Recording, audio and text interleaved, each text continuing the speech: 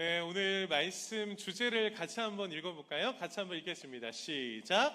이런 교회 되게 하소서. 다시 한번 고백해 보겠습니다. 시작. 이런 교회 되게 하소서. 네, 우리 교회가 특별히 지난 주일에 이제 셀이 새롭게 발표가 되고 그리고 함께 새로운 셀로 다시 달려가게 되었습니다. 그런데 참 감사한 것들이 무엇인지 아세요? 제가 믿음이 약한지라 걱정했거든요. 너무 힘들어요. 바꿔주세요. 막 그럴 줄 알았는데 진짜 감사하게 저에게 전화 온 분은 한 분도 없으세요. 예. 그런데 제가 들은 말이 어떤 말씀이 있었냐면, 목사님 고민 많이 하셨네요. 예. 기도 많이 하셨네요. 맞습니다. 진짜 2달간 기도 많이 했고 고민 많이 했습니다. 우리 성도님들이 좋은 예수 가족 공동체를 나아가기 위해서 저가 아니라 우리 장로님들과 또 우리 귀한 믿음의 동역자들과 함께 정말 기도하며 짰습니다. 누가 서로 친한가 이것이 아니라 하나님 앞에서 어떻게 세워가는 것이 중요할까, 많은 상황들 앞에서 기도하고 준비했고, 그리고 저에게 전화 오지 않은 것은 그게 잘 짜져서라기보다 우리 성도님들이 하나님의 부르심 앞에 순종해 주셔서 또 이렇게 오늘 함께 예배할 수 있다라고 생각합니다. 이렇게 함께 예배하게 돼서 너무 기쁘고 함께 새로운 공동체로 만나게 돼서 너무 반갑고 감사합니다. 우리 오늘 그 세론 분들과 또 옆에 분들과 함께 이렇게 인사했으면 좋겠습니다. 첫 번째 이렇게 인사했으면 좋겠는데요. 당신과 함께해서 행복합니다 라고 인사해볼까요? 시작. 당신과 함께해서 행복합니다. 또 두 번째는 이렇게 한번 인사해 보겠습니다. 예수님의 사랑으로 섬기겠습니다. 인사하겠습니다. 시작. 예수님의 사랑으로 섬기겠습니다. 마지막 세 번째는 이렇게 한번 인사하겠습니다. 우리 교회 좋은 교회입니다 라고 인사하겠습니다. 시작. 우리 교회 좋은 교회입니다. 사랑하는 성도 여러분, 우리 교회 좋은 교회입니다. 아멘. 우리 셀 가장 좋은 셀입니다. 아멘. 하나님께서 저와 여러분들을 그렇게 모아주셨습니다. 저는 정말 우리 교회가 좋은 교회, 우리 셀이 좋은 셀이 되었으면 좋겠습니다. 그렇게 될 줄 믿습니다. 사랑하는 성도 여러분, 여러분들이 생각하는 좋은 교회는 어떤 교회입니까? 우리 교회가 어떤 교회가 되었으면 좋겠습니까? 우리 교회 참 너무 멋있죠. 너무 예뻐요. 이름도 예뻐요. 얼마나 예쁘면 아름다운 교회겠어요. 그런데 저도 우리 성도님께 한번 여쭤보고 싶어요. 우리 교회가 목표로 삼고 이런 교회가 되었으면 좋겠다라고 하는 기준이 있으십니까? 목표가 있으세요? 우리 교회 이렇게 되어야지, 이렇게 달려가야지, 이게 맞아 라고 하는 기준이 있으십니까? 우리 3분 아름다운 교회가 우리 원로 목사님과 또 우리 원로 장로님, 중직자들, 당회, 그리고 성도들의 기도와 눈물로 은혜의 31년을 달려왔습니다. 그런데 이제 앞으로 또 30년, 50년, 100년을 더 힘차게 달려가야 하는데, 사랑하는 성도 여러분, 우리 교회 어떤 교회가 되어야 하겠습니까? 우리는 그 해답을 찾아야 합니다. 그 해답 어디에서 찾으시겠습니까? 우리는 그 해답을 성경에서 찾아야 합니다. 그 이유는 우리가 원하는 교회가 아니라 하나님이 원하시는 교회를 세워야 하기 때문입니다. 사랑하는 성도 여러분, 오늘 말씀을 통해 하나님이 세워가시는 오늘 초대 교회의 모습을 통해 하나님께서 기뻐하시는 우리 3분 아름다운 교회로 세워지기를 간절히 소원합니다. 그렇게 오늘 말씀 가운데 달려갔으면 좋겠습니다. 우리가 읽은 이 사도행전은 또 다른 표현으로 성령행전이다라고 불리기도 합니다. 구원의 사역의 시작을 알리고 있는 초대 교회의 모습이 오늘 성경에서 나타납니다. 1장에서 예수님은 사도행전 1장을 통해 하늘로 승천하시기 전에 제자들과 무리들에게 너희들은 성령을 기다릴 것에 대해서 말씀하셨습니다. 그리고 예수님이 승천하시자 예수님의 명령대로 제자들과 무리는 함께 모여 기도하며 성령을 기다립니다. 그리고 2장 본문을 통해서 6월절에서 50일이 지난 오순절에 그토록 기다리던 성령이 임재하게 됩니다. 그렇게 성령의 강림으로 탄생한 초대교회는 그리스도의 몸으로서 건강한 공동체로 세워지게 됩니다. 온 백성들에게는 칭송받는 교회로 성장했다라고 말하고 날마다 구원받는 사람들이 더해지는 부흥하는 교회가 되었다라고 초대교회를 성경은 설명하고 있습니다. 예수님의 사명을 이어받아 지상 명령을 감당하고 하나님의 나라를 세워가는 건강한 교회의 모델을 오늘 사도행전을 통해 우리에게 제시하고 있습니다. 사랑하는 성도 여러분, 오늘 우리 이 말씀 앞에서 우리 삼분 아름다운 교회는 초대교회의 어떤 모습을 닮아가야 할까요? 저는 성경적인 초대교회의 이 모습을 통해 우리 교회가 어떤 모습을 닮아가야 될지, 어떤 교회의 기준을 세워야 할지 오늘 본문을 통해 세 가지를 결단했으면 좋겠습니다. 그 세 가지를 함께 나눌 때 우리 교회가 하나님께서 기뻐하시는 성경적 교회로 달려가기를 간절히 축복합니다. 우리 세 가지를 함께 살펴보겠습니다. 첫 번째입니다. 우리 첫 번째 같이 한번 고백하겠습니다. 시작! 말씀과 성령의 역사가 넘치는 교회입니다. 초대교회의 모습은 말씀과 성령의 역사가 넘치는 교회였다라는 것을 오늘 본문을 통해 우리에게 말씀합니다. 41절인데요. 41절 같이 한번 읽어볼까요? 시작! 그 말을 받은 사람들은 세례를 받음에 이 날에 신도의 수가 3,000이나 더하더라 라고 말씀합니다. 사도 베드로가 오순절날 예루살렘에 모여있던 무리들에게 예수 그리스도의 복음, 그 말을 선포했을 때 놀라운 일이 일어났다라고 오늘 본문은 말씀합니다. 그의 설교를 듣고 회개하고 세례를 받는 사람의 수가 얼마나 됐다고요? 3,000명이 됐더라고요. 제가 이 본문을 계속 묵상하면서 깨달은 것이 있습니다. 엄청난 비밀인데요. 설교 한 번으로 성도가 3,000명이 늘어난 거예요. 대형 교회가 되게 쉽더라고요. 네. 설교 한 번 하니까 성도가 3,000명이 늘어나는 거예요. 대형 교회가 어려운 교회가 아니구나 라는 생각이 들었습니다. 그런데 제가 사도행전 4장에 가서 더 놀랐습니다. 사도행전 4장에서 베드로가 또 설교를 하니까 그때는 몇 명이 회개하고 돌아온지 아세요? 5,000명이 회개하고 돌아갑니다. 제가 이걸 보면서 와, 설교만 잘해도 대형 교회가 되는구나 라는 것을 한번 생각을 해봤습니다. 부흥이 참 쉬운 것 같습니다. 설교 한번 하니까 성도가 3,000명, 5,000명이 늘어나는 놀라운 역사를 보게 되는 것이죠. 그런데 오늘 본문에 숨은 비밀이 또 있습니다. 사도행전의 저자가 누구냐면 누가입니다. 근데 이 누가가 이 성경을 기록할 때 사도 베드로가 복음을 전하고 나서 3,000명이 돌아오고 5,000명이 돌아왔다라고 하는데 그 시대 당시의 숫자를 세는 개념은 가장들, 남자들만 숫자를 세는 개념이 있었습니다. 그럼 남자들만 돌아왔을까요? 아니요. 우리 여자분들도 아이들도 돌아왔을 겁니다. 그래서 신학자들이 이야기할 때 이때 설교를 통해 돌아온 인원수들이 3,000명, 5,000명을 넘어서 10,000명 이상들이 하나님께로 예수 그리스도 앞으로 돌아왔다라는 것을 신학적으로 설명합니다. 여러분, 엄청난 부흥이 일어난 것입니다. 여러분, 부흥하는 거 쉽더라고요. 목사가 설교를 잘하면 되더라고요. 근데 왜 우리 교회 부흥이 안 될까요? 제 탓이죠. 그런데 오늘 하나님께서는 그것을 말씀하시는 것이 아니라 성경적 원리를 말씀하고 있습니다. 사도행전 6장 7절에 보니까 그 이후에 사도 베드로뿐만 아니라 많은 사역들을 통해 교회가 어떻게 부흥하는지, 그 나라가 어떻게 부흥하는지를 계속적으로 나타냅니다. 사도행전 6장 7절을 같이 한번 읽어볼까요? 시작!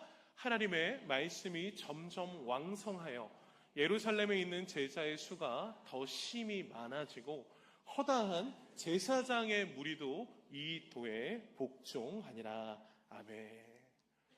사도행전 6장 7절에 뭐라 그럽니까? 하나님의 말씀이 점점 왕성해졌다. 하나님의 말씀이 더 많이 증거되어졌고 그로 인해서 예루살렘에 있는 제자의 수가 예수 그리스도를 믿는 회개하고 세례를 받는 예수님의 제자들이 더 심히 많아지고 그리고 허다한 제사장의 무리도 이 도에 복종하나 예수 그리스도를 인정하지 않았던 많은 제사장들이 그 예수 그리스도 앞에서 복종하며 돌아오게 되는 놀라운 은혜의 역사가 시작됐다라는 것을 오늘 이 초대교회의 역사를 통해 우리에게 말씀하고 있는 것입니다. 저는 오늘 특별히 빨간색 두 단어에 좀 집중했으면 좋겠습니다. 하나님의 말씀이 점점 왕성하여졌다. 제자의 수가 점점 많아졌다라는 것인데 이 왕성하다라는 단어는 헬라어 뜻으로 아욱사노라는 단어의 뜻입니다. 그런데 이 아욱사노라는 단어의 뜻이 많아지다, 증가하다 이것이 바로 왕성하다는 뜻이고 또 많아지다라는 뜻은 헬라어로 플레디노라는 단어의 뜻인데 채우다라는 뜻을 가지고 있습니다. 두 뜻이 거의 좀 비슷하죠. 즉 말씀이 왕성하자 예수 믿는 사람이 많아졌다는 겁니다. 이 초대교회의 역사를 보면 부흥이 어떻게 하게 된 겁니까? 말씀이 왕성하여 예수 믿는 사람이 많아졌다. 즉 교회의 부흥의 원리가 바로 말씀에 있다라는 것을 성경은 우리에게 증거하는 것입니다. 그런데 여러분, 이 왕성하다라는 아욱사노라는 단어와 이 많아지다라는 헬라어 플레디노의 단어의 뜻이 헬라어거든요. 신약에 쓰였잖아요. 그런데 이 아욱사노와 플레디노라는 단어가 구약에서도 쓰인 적이 있어요. 우리가 잘 아는 본문에서 쓰입니다. 어디서 쓰였냐면 창세기에서 씁니다. 창세기 1장 28절 말씀에 보면 하나님께서 이 땅을 창조하시고 그리고 사람에게 문화명령으로 말씀하십니다. 너희들은 이제 이렇게 살아라. 하나님의 뜻 가운데 너희들은 이렇게 살아야 된다라는 삶의 이유와 목적을 명확하게 창세기 1장 28절을 통해 우리에게 말씀해 주셨습니다. 우리 28절 같이 한번 읽어볼까요? 시작.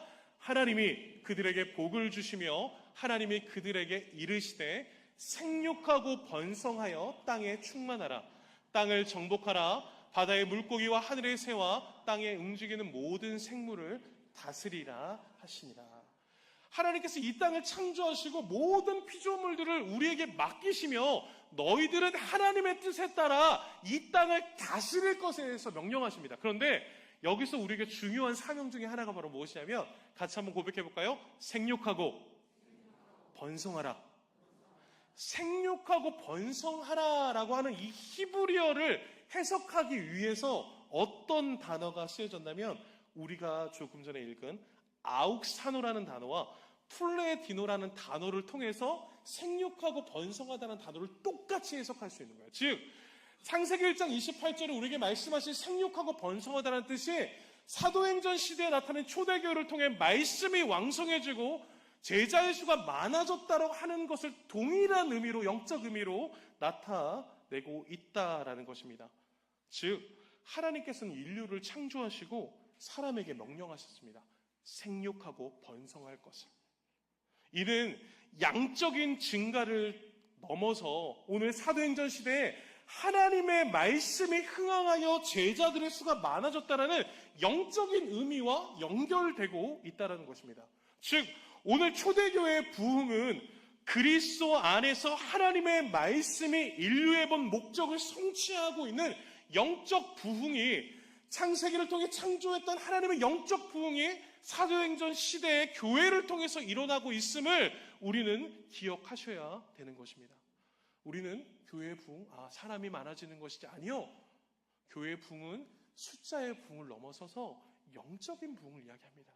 그들이 하나님의 말씀을 통해서 그 말씀 앞에서 창조 질서가 회복되어지는 하나님의 뜻 가운데서 이 땅을 다스리시는 하나님의 나라를 회복하는 것, 이것이 영적 부흥임을 믿으시는 저 여러분들 되시길 간절히 축복합니다.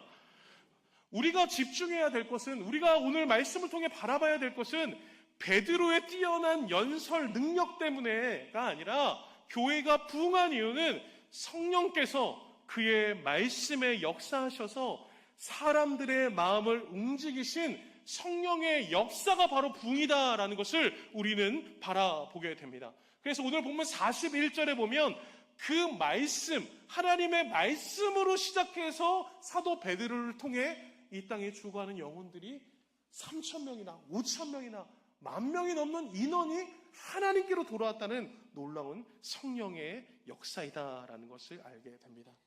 그 말씀을 통해 그들의 마음을 찌르고 회개로 이끌었으며 세례를 통해 죄 씻음을 통해 새로운 삶을 향한 하나님의 놀라운 소망의 시대가 열린 것입니다. 사랑하는 성도 여러분, 이처럼 말씀과 성령의 역사가 함께했던 초대 교회는 놀라운 속도로 성장했고 그 교회가 놓지 않았던 것, 그것이 바로 무엇입니까? 같이 한번 선포해 볼까요? 복음. 그 말씀을 끝까지 전파하는 일에 동참하고 있다라는 것을 우리는 말씀을 통해 살펴보게 됩니다. 사랑하는 성도 여러분, 우리 교회도 초대 교회처럼 말씀과 성령의 역사로 가득 찬 교회가 되어야 될 줄 믿습니다. 강단에서 선포되는 말씀이 단순한 인간의 지혜가 아니라 하나님의 살아있는 말씀으로 선포되어야 될 줄 믿습니다. 오직 성령께서 그 말씀에 역사하셔서 그 말씀이 사람들의 마음을 움직이고 삶을 변화시켜 부흥이 일어나고 있음을 우리는 깨닫게 되는 것입니다. 사랑하는 성도 여러분, 저는 여러분들에게 이렇게 말씀드리고 싶습니다. 강단이 살아야 우리 교회가 살아날 줄 믿습니다. 강단이 살아야 우리 셀이 살아날 줄 믿습니다. 강단이 살아야 합니다. 그래서 여러분 기도해 주셔야 돼요. 부족한 저를 위해서, 또 우리 삼문안단교회 강단을 통해서 우리 많은 부교육자들이 선포하는 그 말씀이 하나님의 살아있는 말씀, 성령의 역사가 나타나는 말씀이 되어서 우리 교회가 더욱더 육적, 양적으로 부흥하는 부흥의 세대를 경험하는 저와 여러분들 우리 교회가 되기를 간절히 축복합니다. 우리 교회가 말씀과 성령의 역사로 가득 찬 교회가 되어 세상에 복음의 빛을 비추고 하나님의 영광을 드러내는 초대교회와 같은 건강한 교회, 부흥하는 교회가 되기를 간절히 소원합니다. 그렇게 함께 우리 달려나갔으면 좋겠습니다. 두 번째입니다. 우리 두 번째 같이 한번 고백해 볼까요? 시작! 모이기에 힘쓰는 교회입니다. 오늘 초대교회를 보니까 이 초대교회가 어떤 일들을 했었나 보니까 모이기에 힘쓰고 있다라고 성경은 말씀합니다. 베드로의 설교를 듣고 회개한 사람들, 이 사람들이 지금 무엇이 되었습니까? 같이 한번 고백해 볼까요? 교회. 하나님 앞에 회개하고 예수 그리스도를 믿어서 세례를 받으며 그들이 모여있는 공동체가 바로 교회입니다. 이들이 교회가 되어 무엇인가에 힘쓰고 있다라고 성경은 말씀합니다. 무엇에 힘썼을까요? 우리 42절 같이 한번 읽어볼까요? 42절 읽습니다. 시작! 그들이 사도의 가르침을 받아 서로 교제하고 오로지 기도하기를 힘쓰니라. 아멘. 사도들의 가르침을 받는 것과 서로 교제하는 것, 그리고 떡을 떼며 그로 인해서 무엇에 힘쓰고 있다라고 말하고 있습니까? 같이 한번 고백해 볼까요? 기도하고 있다라는 거예요. 또 46절도 볼까요? 46절 같이 한번 읽어보겠습니다. 시작! 날마다 마음을 같이하여 성전에 모이기를 힘쓰고 집에서 떡을 떼며 기쁨과 순전한 마음으로 음식을 먹고 하나님을 찬미하며 라고 말씀합니다. 또 초대교회 성도들은 마음을 같이하고 집에서 떡을 떼며 성전에 모여 하나님을 예배하기 위해 힘썼다라고 말씀합니다. 이는 모두 하나님과 깊은 만남과 건강한 교회 공동체 형성을 위해서 이들이 얼마나 애쓰고 있는지, 힘쓰고 있는지에 대한 열정을 보여주는 것입니다. 즉, 교회는 말씀과 기도와 예배를 위해서 힘쓰는 공동체가 되어야 합니다. 그런데 여기서 중요한 것이 있어요. 교회가 말씀과 기도와 예배를 위해서 힘쓰는 공동체가 되어야 하는데, 그런데 그 일을 혼자 하라고 합니까? 같이 하라고 합니까? 42절과 46절을 보십시오. 같이 할 것에 대해서 말씀하고 있습니다. 영적인 말씀과 기도와 예배를 위해 이 초대교회는 무엇을 노력하고 있습니까? 서로 교제하고 떡을 떼고 집에서 떡을 떼었다라는 것을 42절과 46절은 반복해서 우리에게 말씀합니다. 이것이 바로 교회 공동체에 소그룹 공동체가 있어야 되는 이유를 말씀하는 겁니다. 교회에는 말씀과 기도와 예배가 있는 대그룹 중심의 공동체가 있습니다. 그러나 건강한 대그룹 공동체를 이뤄가기 위해서는 함께 모여야 됩니다. 그런데 10,000명, 20,000명, 3,000명, 4,000명, 100명, 200명이 어떻게 함께 모여서 떡을 떼고 나눌 수 있겠습니까? 어떻게 마음을 나눌 수 있겠습니까? 그래서 교회에 하나님께서 세우신 것이 무엇이냐면 소그룹 공동체입니다. 우리 예수님은 소그룹 공동체에 대해서 굉장히 중요하게 여기셨습니다. 마가복음 3장 13절부터 15절까지 보면 예수님이 소그룹 공동체를 얼마나 중요하게 여기셨는지에 대해서 말씀합니다. 우리 13절부터 15절 같이 한번 읽어볼까요? 시작. 또 산에 오르사 자기가 원하는 자들을 부르시니 나아온지라. 이에 12를 세우셨으니 이는 자기와 함께 있게 하시고 또 보내사 전도도 하며 귀신을 내쫓는 권능도 가지게 하려 하심이라. 아멘. 예수님을 보십시오. 예수님을 따르는 많은 무리들이 있었습니다. 많은 공동체가 있었습니다. 근데 이들을 차별하시는 것이 아니라 예수님께서는 특별히 깊은 교제를 나눠야 할 12명의 소그룹 제자들을 선발하십니다. 그리고 그들을 산으로 데리고 올라가십니다. 조용한 곳을 택하시는 환경을 만드시고 그곳에서 무엇을 하십니까? 제자 훈련을 하십니다. 너희들이 하나님의 나라를 위해 어떻게 달려가야 할지 비유를 말씀하시고 뜻을 말씀하셔서 너희들의 삶이 하나님의 영광을 위해 예수 그리스도의 제자된 삶이 무엇인지에 대해서 끊임없이 말씀하십니다. 또 그 제자들의 또 집을 찾아가셔서 만찬을 하시며 제자들과 떡을 떼며 교제하시는 그 예수님의 모습을 성경은 끊임없이 우리에게 말씀합니다. 여러분, 왜 소그룹이 중요합니까? 여러분, 이 제자들을 보십시오. 예수님과 함께 했던 이 제자들의 모습을 통해, 이 소그룹을 통해 그들은 무엇을 가졌습니까? 안정감을 가졌습니다. 영적 안정감을 가지고 예수 그리스도의 제자가 되어서 내가 하나님의 나라로 나아가야 되겠구나. 그리고 소속감을 가지게 되고 그룹에 대한 애착심을 가지게 되고 무엇보다도 예수님이 어떻게 행동하시는지 많은 상황들 속에서 어떻게 일하시는지를 옆에서 바라보며 하나님의 영광을 위한 삶이 무엇이구나, 하나님의 뜻을 위해서 살아가는 것은 무엇이구나, 내 삶에 많은 문제와 걱정과 염려들이 있지만 그 순간에 어떻게 살아가야 되겠구나라는 것을 예수님을 통해서 끊임없이 3년 반 동안 발견하였습니다. 그래서 요한복음 13장 15절을 보면 예수님께서 제자들에게 이렇게 말씀하시죠.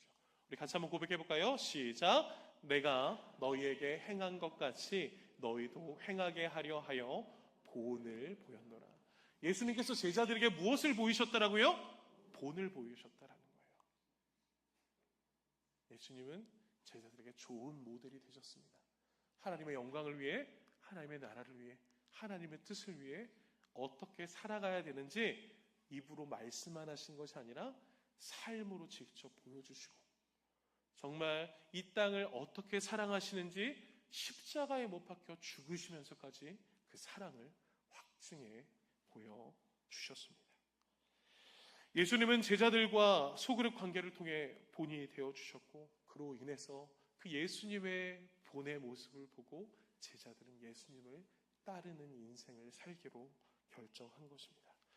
이렇게 예수님이 세우신 이 공동체, 이 소그룹을 통해 교제가 일어나기 시작합니다. 여러분, 교회 안에 있는 이 교제를 코이노니아라고 말합니다. 근데 여러분, 우리가 이 교제를 오해하지 마셔야 될 것이 무엇이냐면 단순히 친교만을 말하는 것이 아닙니다.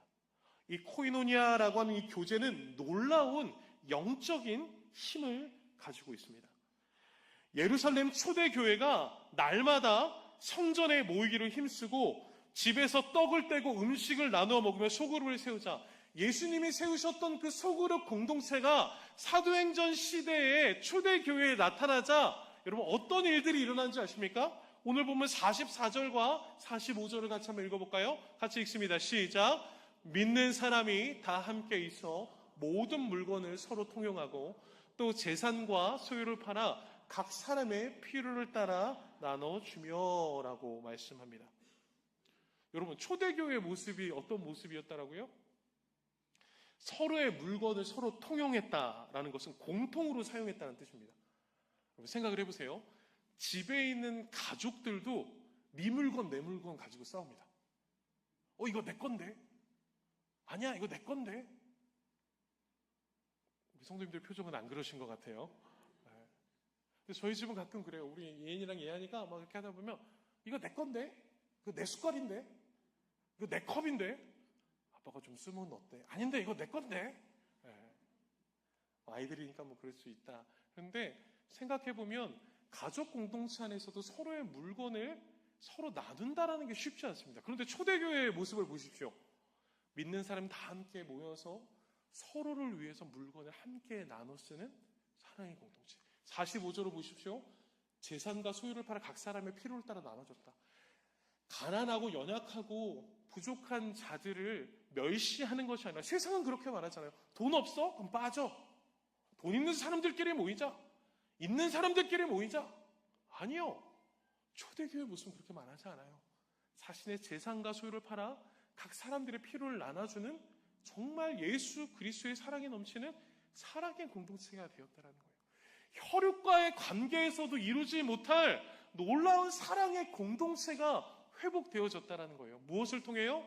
서로 떡을 떼며 나누는 사랑의 공동체 가운데 건강한 대그룹 공동체가 세워져 가고 있다는 것을 오늘 성경은 우리에게 말씀하고 있는 것입니다. 사랑하는 성도 여러분, 소그룹 공동체가 너무 중요하다는 것을 하나님께서는 이 시대를 통해 우리에게 말씀하셨습니다. 언제 말씀하셨습니까? 코로나 시대를 통해 우리는 발견했습니다. 한국교회가 세상에는 많은 교회들이 대그룹 공동체 중심으로 모이기 시작했습니다. 은혜가 있고 그 예배 잘 드리면 되죠. 맞아요. 중요해요. 그런데 우리에게 왜 이러한 일이 일어난지 모르겠지만 코로나 시대에 교회가 셧다운 됐습니다. 교회가 문이 닫힐 거라고 누가 생각했습니까? 그러다 보니 가정 소그룹에서 예배를 하지 않으면 우리 자녀 세대들이 예배할 수 없는 세대들이 되어버렸고, 교회 안에서도 함께 모이지 못해 소그룹 공동체로 모여야 하는데 소그룹 공동체 모이는 것이 얼마나 힘든지에 대해서 한국교회 민낯이 드러났습니다. 한국교회만 그랬습니까? 아니요. 세상에는 많은 교회들이 그때부터 강조했던 것이 무엇입니까? 소그룹 공동체입니다. 소그룹 공동체가 굳건히 강건하게 모여서 건강한 대그룹 공동체를 세워가는 것이구나. 성경적 원리를 다시 한번 보게 된 것입니다. 사랑하는 성도 여러분, 건강한 소그룹 공동체의 성도의 교제는 기도하는 일에, 말씀을 배우는 일에, 예배하는 일에 집중하게 되는 거룩한 도구로 쓰임받게 됨을 믿으시는 저와 여러분들 되기를 간절히 축복합니다. 이처럼 초대교회는 말씀과 교제와 전도에 온전히 힘쓰는 교회였습니다. 바로 이 시대가 본받아야 할 참된 교회의 모습입니다.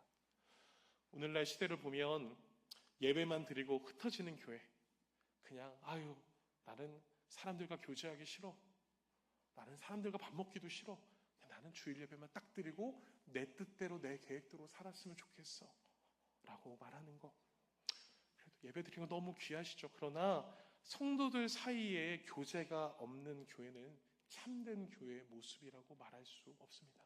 오늘 초대교회의 모습을 볼 때 건강한 소그룹 공동체, 함께 교제하며 말씀과 기도에 힘쓸 때 건강한 대그룹 공동체가 될 수 있음을 성경은 우리에게 말씀하고 있습니다. 그래서 마태복음 18장 20절은 우리에게 이렇게 말씀하죠. 같이 한번 고백해 볼까요? 시작. 두세 사람이 내 이름으로 모인 곳에는 나도 그들 중에 있느니라. 아멘. 예수님은 두세 사람이라고 하는 최소한의 공동체라도 당신의 이름, 예수 그리스도의 이름으로 모이면 그곳에 내가 함께 하겠다라고 약속하셨습니다. 사랑하는 성도 여러분, 새롭게 편성된 우리 셀이 아름다운 성도의 교제를 통해 건강한 사랑의 공동체가 되기를 간절히 축복합니다. 하나님께서 우리를 묶어놓으신 이유가 있어요. 때때로 지금은 이해가 되지 않고 나는 왜 이 셀일까? 라고 고민이 되실지도 모르겠습니다. 그런데 하나님께서 새로운 가족을 만나게 하시고 그 가족 안에서 새로운 귀한 코이노니아의 교제가 있도록 하나님께서 인도하실 것을 믿으시기를 간절히 축원합니다. 우리는 그렇게 달려가셔야 됩니다. 특별히 왜 목회자가 힘들까? 왜 직분자가 힘들까? 셀장이 힘들까? 부셀장이 힘들까? 고민을 해봤어요. 그랬더니 이 소그룹 공동체 안에서 예수님이 하셨던 사역을 우리가 감당해야 돼요. 그것이 바로 무엇이냐면 같이 한번 고백해볼까요? 본이 돼야 돼요. 그러다 보니까 힘든 거예요. 목회자로서 본이 되어야 하고 직분자로서 본이 되어야 하고 셀장, 부셀장으로 본이 되어야 하기에 얼마나 힘듭니까? 나는 내 자신을 잘 아는데. 그런데 그럼에도 불구하고 본이 되어야 됩니다. 무엇을 위해서요? 나의 명예를 위해서요? 아니요. 같이 한번 고백하겠습니다. 하나님의 나라와 영광을 위해, 하나님의 나라와 영광을 위해서 본이 되어야 합니다. 사랑하는 성도 여러분, 특별히 우리 오늘 셀을 담당하시는 우리 셀장과 부셀장님 더욱더 본이 되시기를 간절히 축복합니다. 우리 셀원분들 특별히 잘하나 안 하나, 본이 되나 안 되나 지켜보지만 마시고 우리 셀장, 부셀장님 위해서 기도해 주시고 우리 셀원분들도 본이 되셔야 됩니다. 누구에게 본이 되셔야 됩니까? 믿지 않는 자들에게 본이 되셔야 돼요. 믿지 않는 자들이 우리 교회에 와서 이 성도님을 만남으로 말미암아 나 예수 믿어야 되겠다. 이분이 믿는 예수 그리스도 나도 믿고 싶다라는 은혜가 있을 수 있도록 우리도 본이 되어야 합니다. 사랑하는 성도 여러분, 우리 교회가 더욱더 모이기에 힘쓰는 교회, 본이 되는 교회가 돼서 이 땅에 죽어가는 영혼들을 살려내는 예수 그리스도의 제자 공동체, 사랑과 은혜가 충만한 공동체가 되기를 간절히 축원합니다. 우리 교회 30개 셀이 히브리서 10장 25절에 모이기에 힘쓰는 건강한 소그룹이 되어서 기도와 말씀과 예배를 세워나가는 건강한 교회가 되기를 간절히 축복합니다. 마지막 세 번째입니다. 우리 세 번째 같이 한번 고백해 볼까요? 시작. 성장하려는 교회입니다. 네, 마지막으로 초대의 교회가 말씀하는 것은 바로 성장하는 교회가 되어야 한다라고 우리에게 말씀합니다. 우리 47절 말씀을 같이 한번 읽어보겠습니다. 시작. 하나님을 찬미하며 또 온 백성에게 칭송을 받으니 주께서 구원받는 사람을 날마다 더하게 하시니라. 아멘. 여러분, 오늘 말씀을 보니까 많은 사람들이 막 많아지는 거예요. 성도들이 막 계속 늘어나는 거예요. 이것을 우리 교회가 말하는 성장이라고 말합니다. 근데 여러분, 진정한 성장이 무엇입니까? 사람이 많아지는 것입니까? 맞습니다. 사람이 많아지는 것이 성장입니다. 사람이 많아지는 것을 부흥이라고 말합니다. 그런데 여기서 중요하게 짚고 넘어가야 될 것이 있습니다. 어떤 사람이 많아져야 합니까? 오늘 47절의 빨간색 글씨로 우리에게 말씀합니다. 어떤 사람이 많아져야 된다고요? 구원받는 사람들이 많아져요. 구원받는 사람이 많아지는 것입니다. 사랑하는 성도 여러분, 교회가 성장한다는 것은 믿지 않는 사람들이 하나님께로 돌아오는 역사, 그것이 바로 진정한 영적 부흥에 대해서 말씀하는 것입니다. 그런데 여기서 중요한 것이 있습니다. 구원받는 사람들이 많아지는 것, 이것이 바로 교회가 이뤄야 할 부흥인데, 그런데 그 주도권을 누가 가지고 있습니까? 구원받는 사람들이 많게 하는 이 부흥의 역사의 주도권이 누구에게 있냐고요. 바로 47절을 보니까 파란색 글씨로 누구에게 있습니까? 주께서 더하게 하시니라. 하나님께서 이것을, 하나님의 주권 가운데 하나님께서 이것을 이루어 가시는 성령의 역사, 하나님의 역사임을 믿으시길 간절히 축복합니다. 좋은 교회, 건강한 교회, 부흥하는 교회의 핵심은 하나님의 임재, 성령의 역사가 일어나고 있느냐, 이것에 핵심이 있는 것입니다. 초대교회는 그 하나님의 역사를 인정했습니다. 그 하나님의 주권을 잃지 않았습니다. 그래서 그들이 47절에 보면 끊임없이 했던 것이 있는데 하나님을 뭐 했다라고요? 찬미했다라고 말합니다. 하나님을 찬양하고 하나님을 예배했다라고 말합니다. 성도들의 삶의 중심에 하나님을 두었다라는 것을 의미하는 것입니다. 오순절 성령 강림 이후 그들은 성령의 충만함 속에 구원의 기쁨과 감사를 날마다 하나님 앞에 예배하며 표현했습니다. 단순히 노래를 부르는 행위를 뛰어넘어 하나님의 위대한 일, 바로 예수 그리스도의 십자가와 부활을 인정하고 그분을 높이 드는 총체적인 신앙의 고백을 하고 있는 교회, 그 교회가 바로 초대 교회였습니다. 교회의 주인이 사람이 아니라 오직 하나님이 주인 되셨다라는 것을 오늘 본문은 우리에게 밝혀주는 것입니다. 그러다 보니 초대 교회는 세상에서 고립된 교회가 아니었습니다. 하나님을 찬미하며 온 백성에게 무엇을 받았다라고요? 칭송을 받았다. 온 백성에게 칭찬받는 교회가 되었습니다. 성도들이 아니라 믿지 않는 사람들에게도 칭찬받는 교회, 그 교회가 바로 초대교회였다라고 말씀하는 것입니다. 초대교회는 단순히 자신들의 신앙생활에 머무르지 않았고 믿지 않는 세상 사람들로부터 인정과 존경을 받는 사랑의 공동체였습니다. 성도들의 사랑과 나눔은 세상 사람들에게 깊은 감동을 주었고 그 결과 세상 사람들에게 칭찬을 받게 된 것입니다.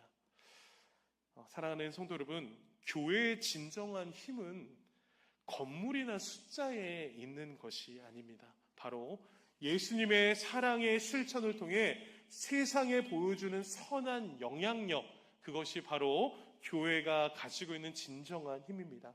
그 선한 영향력을 통해 복음이 흘러가 영혼을 살리는 것, 그것이 바로 성령에서 말하는 성장이고 부흥이다라는 것을 깨달으시는 저 여러분들 되길 간절히 축복합니다. 사랑하는 성도 여러분, 그래서 교회는 세상과 분리된 공동체가 되어서는 안 됩니다. 세상 속에서 그리스도의 사랑과 은혜를 보여주는 빛과 소금의 역할을 감당하는 교회가 되어야 합니다. 그러기 위해서 교회는 반드시 무엇을 해야 합니까? 같이 한번 고백하겠습니다. 성장해야 합니다. 하나님이 주인 되시는 영적 성장을 이루셔야 하고 구원받는 사람들이 많아지는 양적 성장을 이루어야 합니다. 초대교회는 세상적인 방법으로 교회를 성장시키려고 하지 않았습니다. 그들은 오직 말씀과 기도, 교제에 힘썼고 그들의 아름다운 삶을 통해 하나님께서 친히 구원의 사역을 이루어가는 교회였습니다. 참된 부흥은 우리의 열심이 아니라 하나님의 은혜와 주권에 달려있음을 기억하시는 저와 여러분들 되시길 간절히 축복합니다. 우리 교회가 하나님을 향한 뜨거운 찬양과 이웃을 향한 진실한 사랑을 통해 세상에 빛을 비추는 거룩한 교회가 되어 부흥의 역사를 이뤄가는 성장하는 교회가 되기를 간절히 소원합니다. 우리 교회에 주께서 날마다 더하시는 그 성장의 은혜를 하나님께서 부어주셔서 그 놀라운 은혜를, 부흥을 경험하는 우리 삼문아람당 교회가 되기를 간절히 축원합니다. 그렇게 함께 달려갔으면 좋겠습니다. 결론입니다. 오늘 베드로 사도가 성령 충만하여서 말씀을 전하기 시작합니다. 그러자 3,000명, 5,000명, 10,000명 넘는 사람들이 회개하고 돌아오고 세례받기 시작합니다. 그렇게 초대교회는 부흥하였습니다. 근데 저는 마지막으로 이 말씀을 여러분들에게 질문 드리고 싶습니다. 사도 베드로 혼자 했습니까? 위대한 사도 베드로 혼자서 이 일을 감당하였습니까? 성경은 아니다라고 말합니다. 마가의 다락방에 성령이 강림하는 그때에 사도행전 1장 15절은 우리에게 이렇게 말씀합니다. 우리 마지막으로 같이 한번 읽어볼까요? 시작.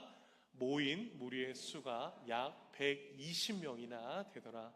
그때 베드로가 그 형제들 가운데서 일어서서 이르되. 아멘.